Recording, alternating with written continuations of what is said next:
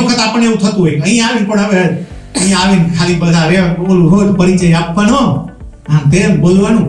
સાહેબ એટલું યાદ રાખજો, તમને ખબર નથી પણ તમે એટલા સરસ રીતે ઘડાવો છો ને.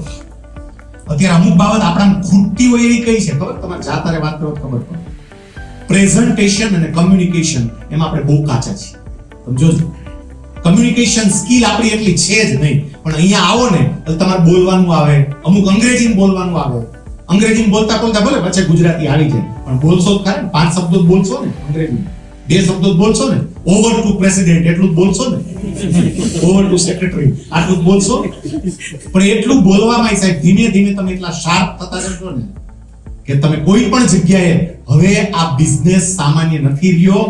આ યુગની અંદર ગ્લોબલ બિઝનેસ થઈ ગયો.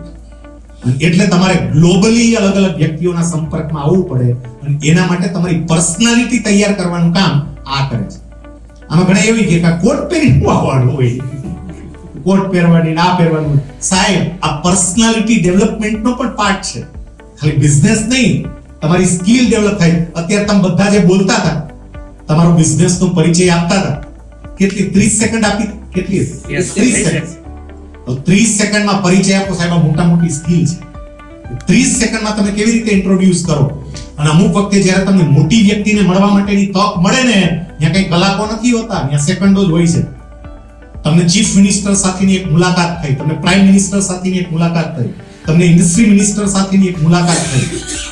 એ મુલાકાત લાંબી ન હોય, 1 મિનિટની હોય, 1.5 મિનિટની હોય. ઘણી વખત ચાલતા ચાલતા ખાલી કોક એકાદ પરિચય કરાવી દે કે આ આપણા ઉદ્યોગપતિ. એ વખતે 30 સેકન્ડમાં તમે તમારી કંપનીને કઈ રીતે પ્રેઝન્ટ કરી શકો ને એના માટે એની સમક્ષ બહુ અગત્યનું છે. અને એ ટ્રેનિંગ તમને અહીંથી મળે છે. તમારી કંપનીને ઓછામાં ઓછા સમયમાં તમે કઈ રીતે ઇન્ટ્રોડ્યુસ કરી શકો. એટલે હંમેશા આ પ્રકારની મીટિંગ્સ આપણને ઉપયોગી થાય છે.